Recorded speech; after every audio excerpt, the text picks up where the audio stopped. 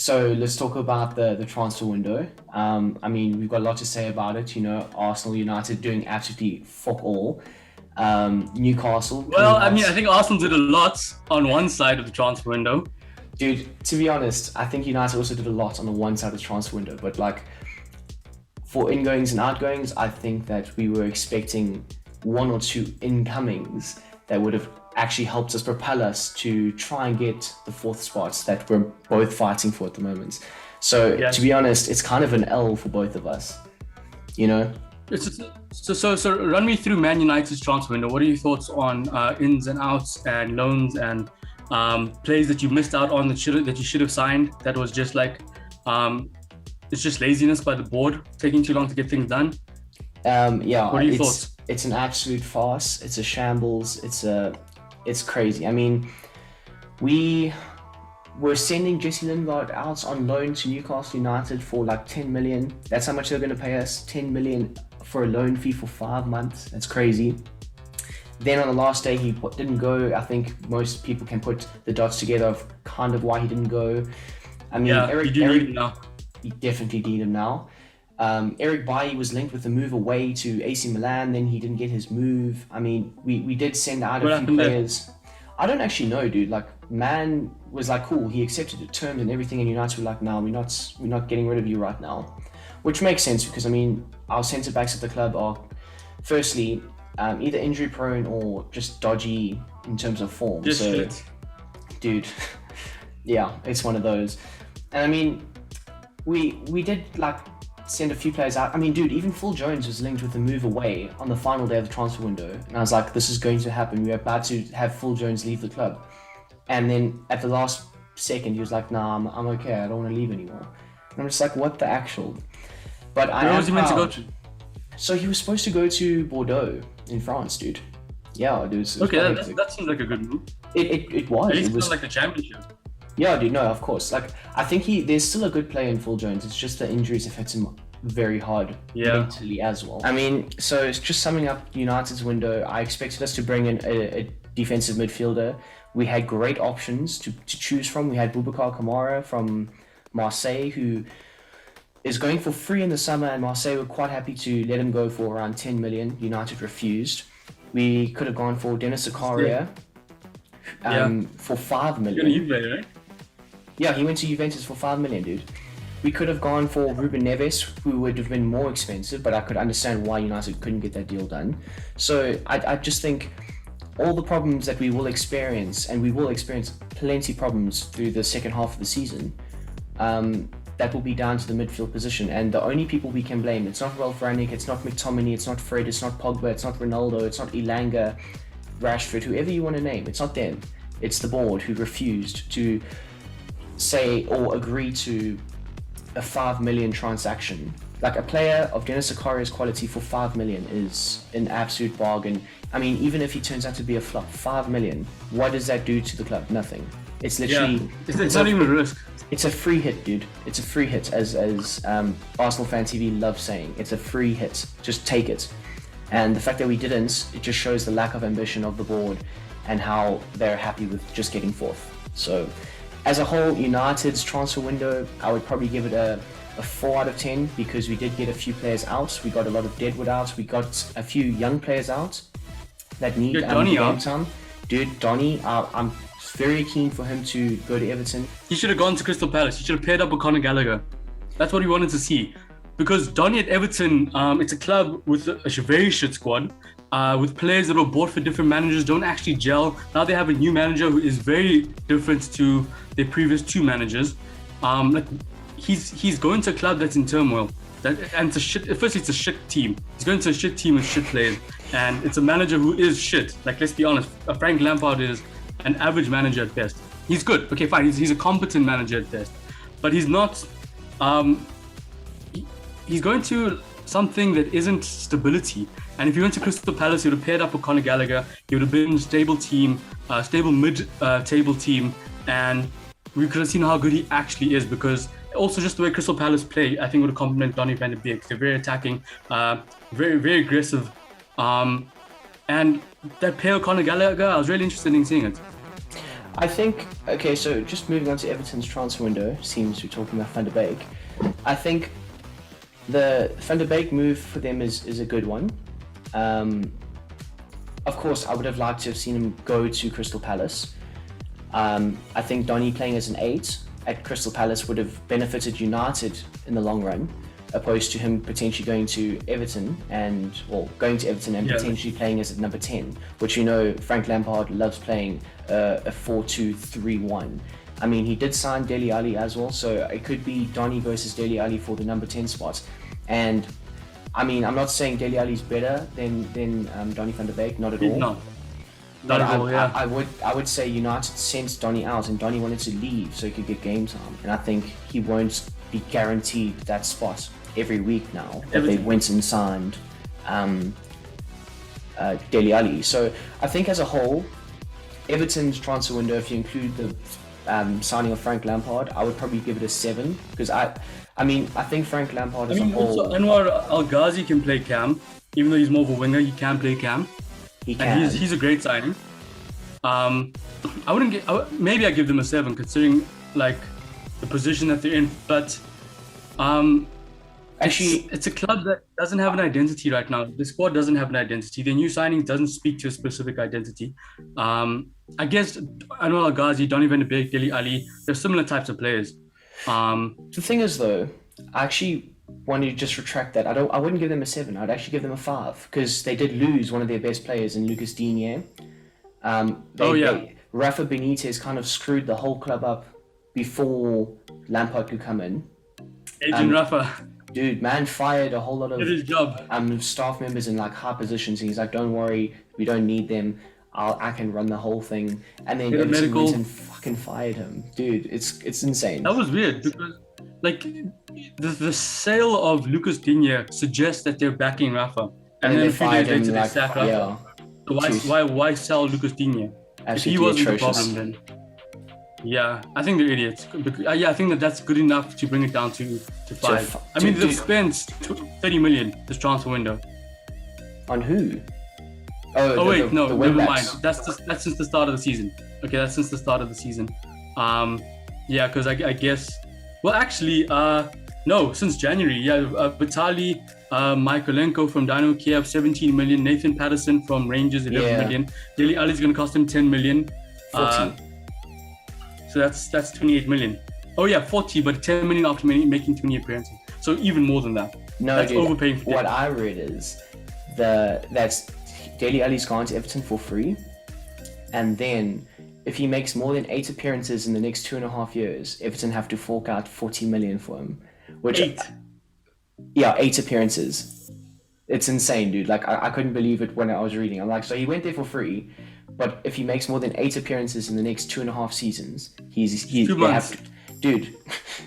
What even? I mean, he's an injured player. That is them hedging their bets quite well. Yeah. He's going to be injured most of the time. So, Villa brought in Steven Gerrard in December. He's picked up some good results. And as for the transfer window, I think they absolutely smashed it. What Aston Villa did was they showed United how you back a manager.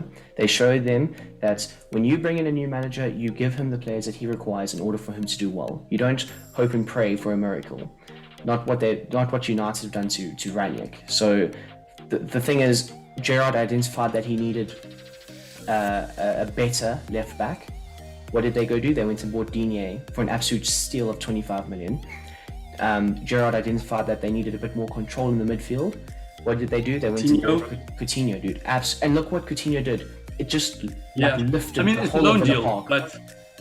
But dude, there's an option to buy.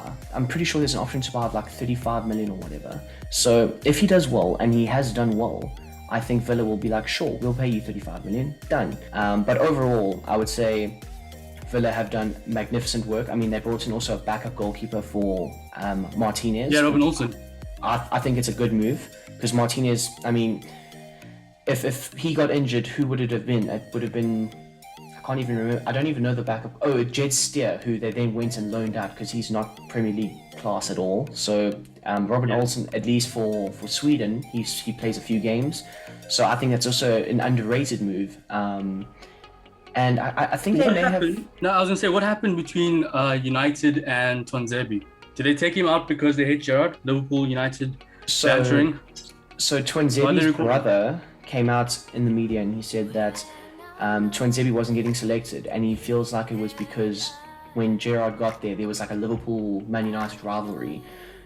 So they decided to contact United and have them pull the loan deal, which they did, and then they loaned Twanzebe to Napoli, which I think is a brilliant move because Twanzebe's going to get a lot of experience next to the likes of Koulibaly, and I think that's a brilliant mentor to learn from. So for the rest of the season, he's going to be there. So I think that's a great move.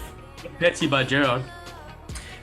I mean, I don't think Gerrard would stoop that low. I think it was more like on the player. He realized he wasn't getting enough game time under Gerrard, and it could have just been a poor excuse.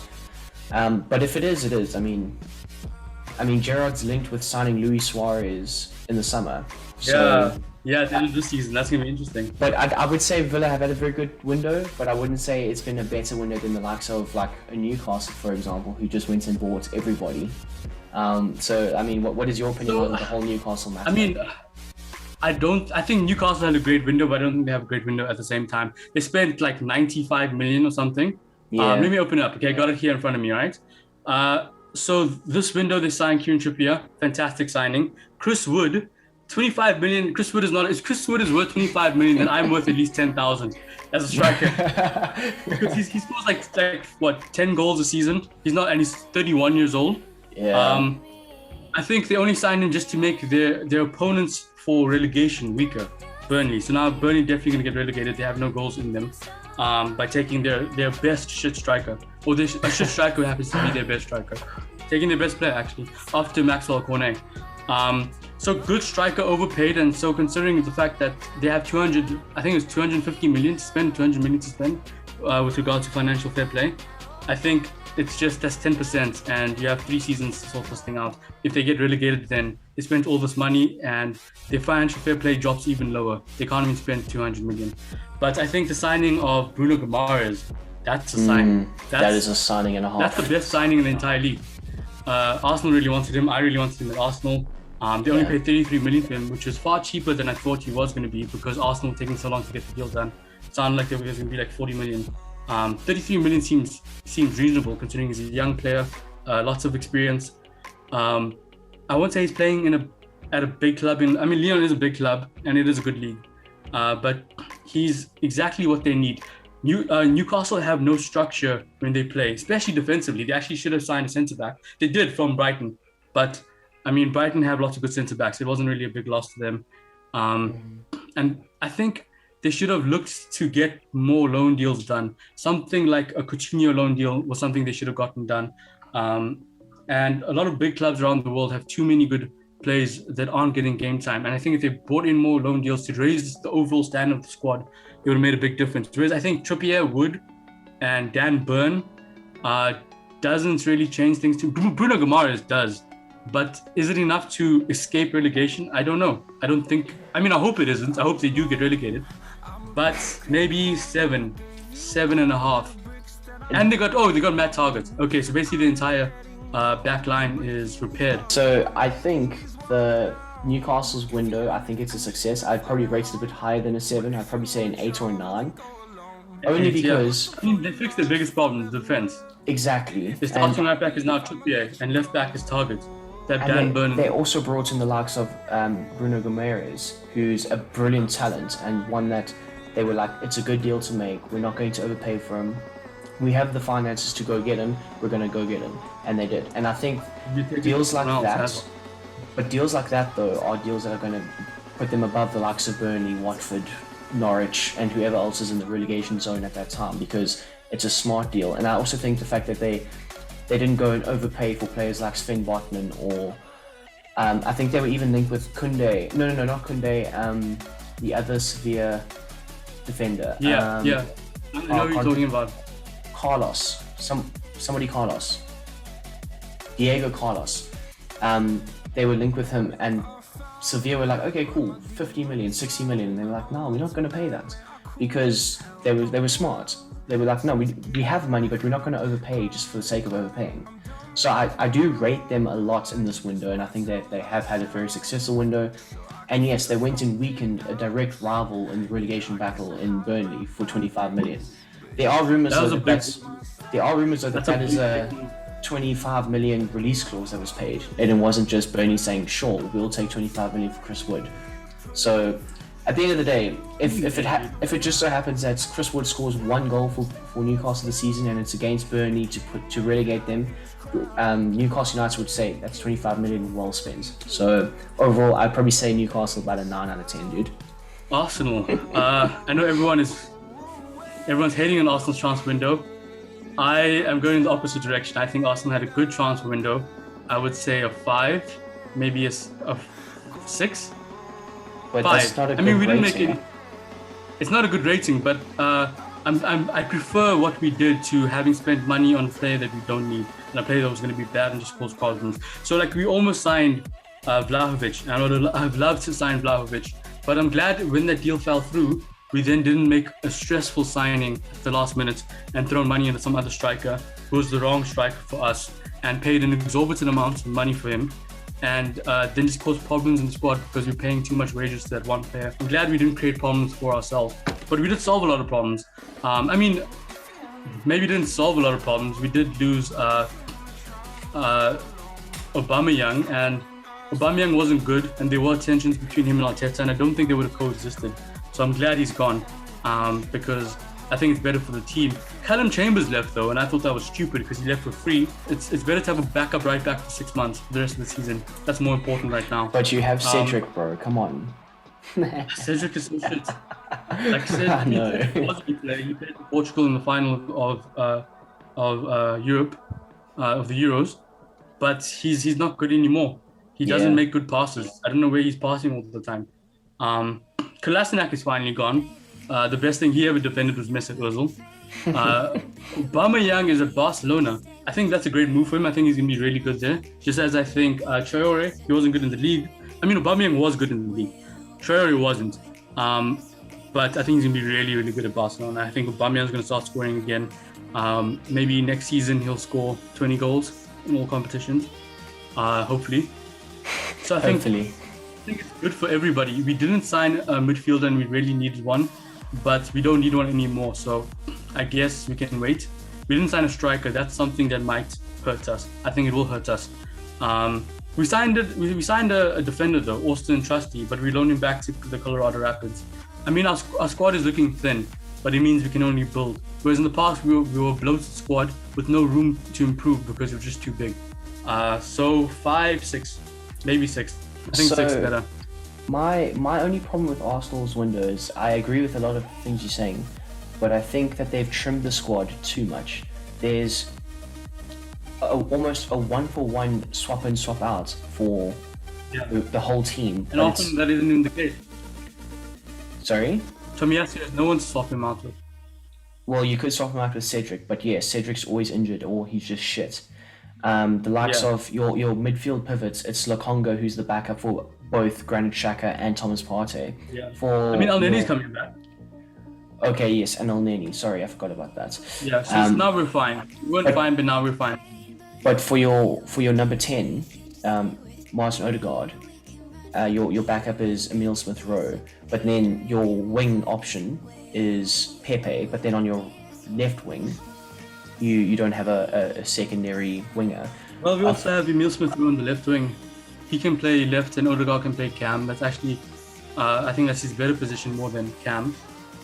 So we have Martinelli and ESR covering the left wing. We have ESR and Odegaard covering the cam. Well, what I'm saying is though, like you're going to be using Emile Smith-Rowe for 2 positions. What if both those positions for the one game are out? Then what? You know? Yeah. So it is a good thing that you guys trimmed the squad, and it's great because United did a similar thing. We trimmed our squad, but the thing is though, we're still in the Champions League, so we need depth. So you guys did an extreme trim, which is good because, like you say, it's going to help you for next season. You can fill those roster spots that are available now. You can fill them with good players, good talent. Maybe even bring in 1 or 2 youth players, and like you did 3 seasons ago with Saka. You guys needed a striker in this window if you were going to try and push for top 4. And I think the fact that you lost Aubameyang, I mean, AFTV said it But what would themselves. Aubameyang have done though? He wasn't scoring anyway. That's fine, And but at the same always time, playing better without him on the field. though, this past month you guys haven't played well. Being a good manager is knowing when and where you can push the buttons of certain players, and I think it's a bit more than him just arriving late twice. Like he arrived late for the London Derby, got definitely. suspended, and then he arrived late for training and got suspended.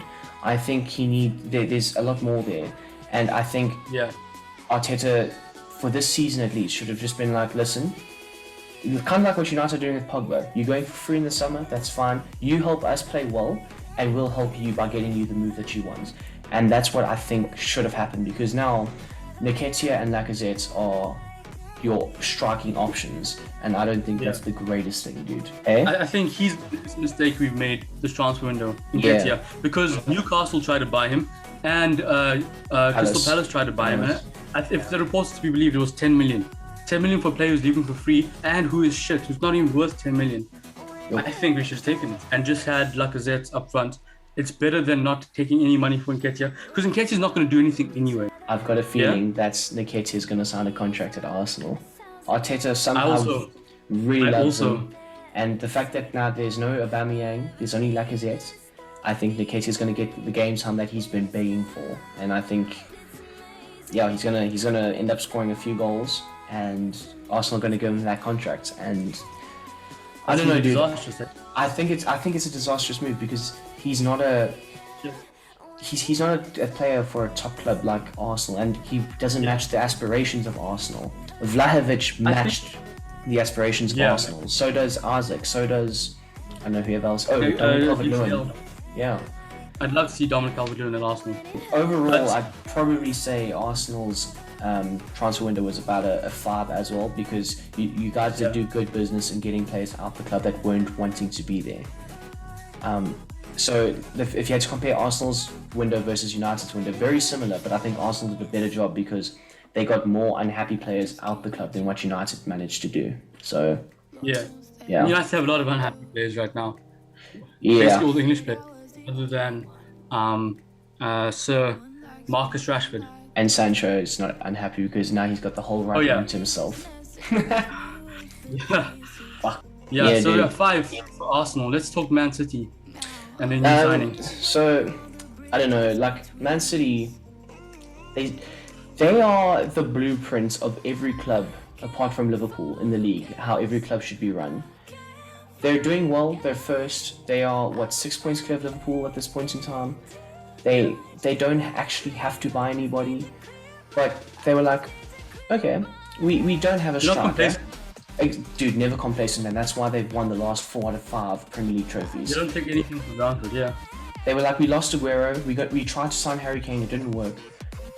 We're going to go and try and sign Haaland in the summer, because that's what they're going to do, and I think that they're going to make it happen, because they don't fuck around. But for now, I really hope not. Julian Alvarez from fucking River Plate, they went and signed for 18 million. It's an 18 million swing. If it doesn't work, it doesn't work. But he's a young talent from Argentina, dubbed the next Aguero. I think he could be decent on the wing as well. So if they do go and sign a Haaland, it's not just a wasted talent. They will play him on the wing. They'll play him. So he has time to figure things out. I think it's just a great signing, and it's just shows how good Manchester City's board are and how they're just invested in the notion of just winning. It doesn't matter if they're winning today, it doesn't matter if they're winning tomorrow, it doesn't matter if they're winning in 5 years. And they do have good scouts. Like, it's not frequent that Man City make a signing that is shit. They're not like Chelsea, like make 10 signings, 2 of them are good. they make 10 signings, 9 of them are good. And worth the money spent.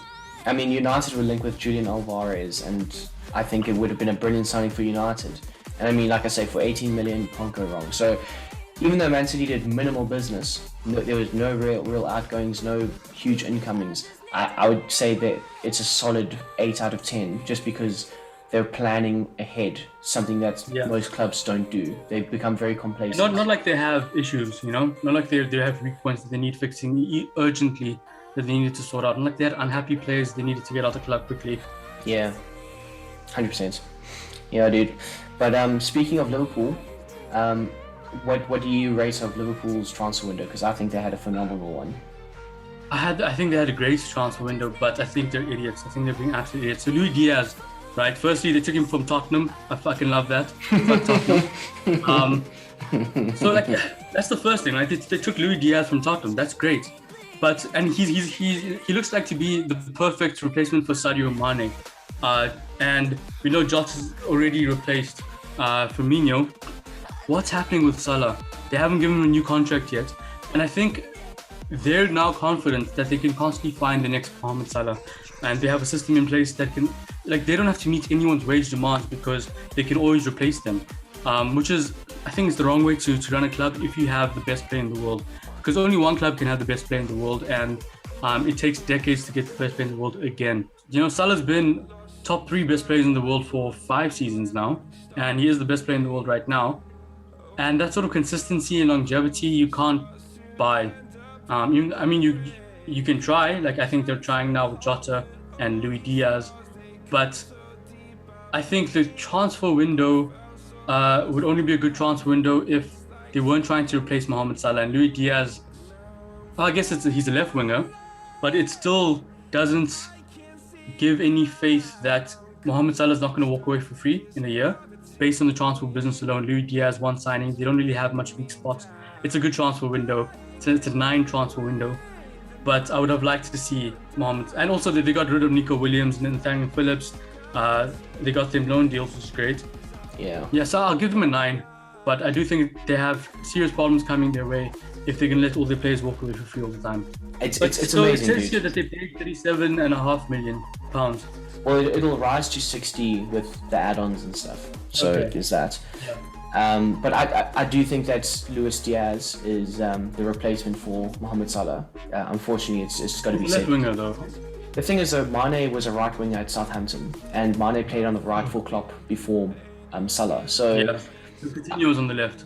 Exactly. So I don't think that it really phases Mane that much. I know he likes to cut in and shoot with his left, but I'm sure he's a fairly decent right winger. I think for the meantime, though, Diaz is a brilliant bench option to have. I mean, you've got the likes of Firmino and Diaz on your bench to come on for either Salah, Mane or Jota.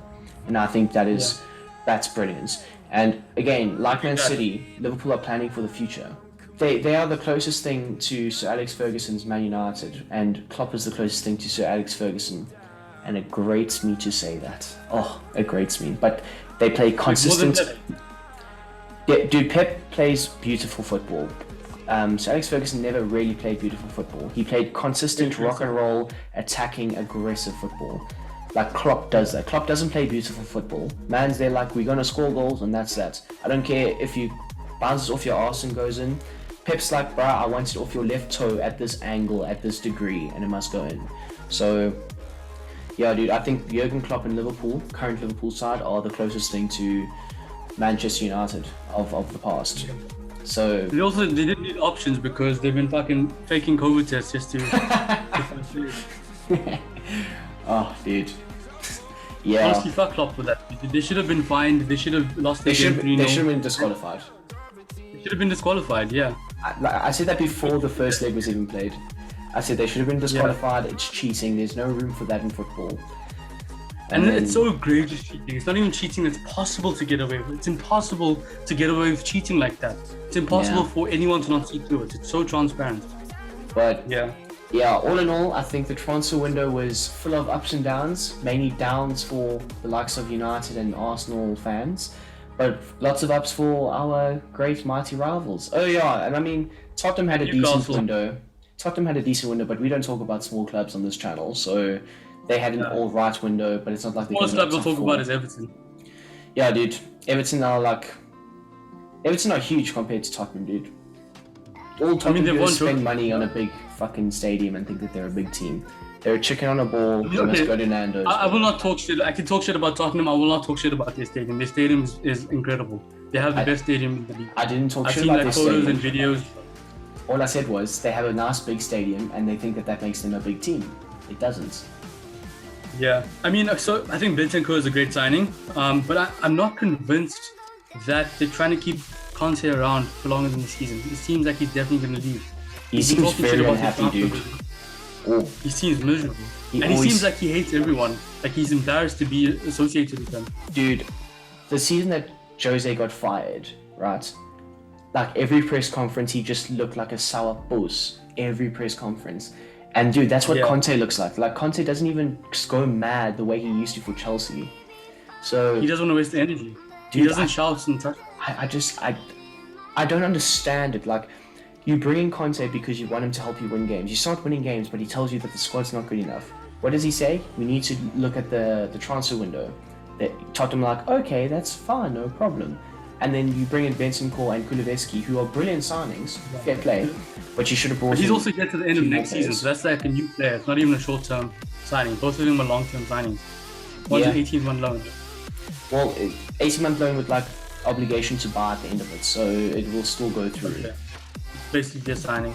Yeah, but I think Tottenham had a very all-right window. They definitely had a better window than United, but I don't think that squad as a whole is a better squad than United. And I think Arsenal are a better team, like overall. I don't think you have a better squad. team. I think yes, you have a better team. Like Arteta's doing a better job. He's not a better coach, but he's doing a better job with the players that he's got right now. But we're going to end off right here, right now. It was a shit transfer window for the likes of me, and hopefully in the summer we can improve. I'm sure Shahid will be on his hands and knees praying for that superstar striker in the summer. But until then, we'll have to find out. We'll have to wait and see. So, yeah. Anyway, guys, hit the like button down below. Comment down below if your team had a successful window. Maybe comment out of 10. You know, rate it out of 10. What team it was and what you thought their best signing was or what they should have done. You know. But I hope you guys have a damn good day, and we're out.